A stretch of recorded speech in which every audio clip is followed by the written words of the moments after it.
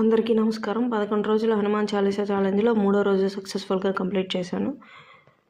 మరొక చిన్న స్టోరీ చెప్పుకుందాం ఈరోజు.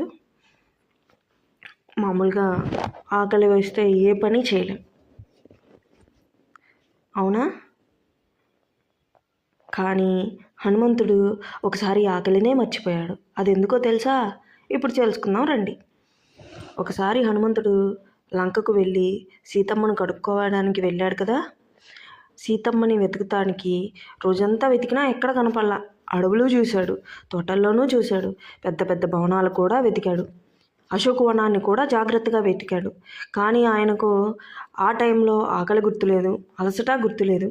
ఎందుకంటే తెలుసా, ఆయన మనస్సు మొత్తం ఒక పని మీదే ఏకాగ్రతగా ఉంది. అది ఏంటది? సీతమ్మను కనుక్కోవాలి, అంతే. చివరకు అశోకవనంలో సీతమ్మను చూశాడు. ఆ క్షణం హనుమంతుడి ఆనందానికి అవధులు లేకపోయాయి. ఈ కథను మనకు ఏం చెబుతుంది? చదువులో కానీ పనిలో కానీ ఇలాంటి ఏకాగ్రత ఉంటే మన లక్ష్యాన్ని త్వరగా చేరుకోగలుగుతాం. మీరు చదివేటప్పుడు కాన్సన్ట్రేషన్ ఉంటుందా? కామెంట్స్లో చెప్పండి. ఈ వీడియో నచ్చితే లైక్ చేసి షేర్ చేయండి, సబ్స్క్రైబ్ చేసుకోండి. Thank you for watching. జై శ్రీరామ్, జై శ్రీ హనుమాన్.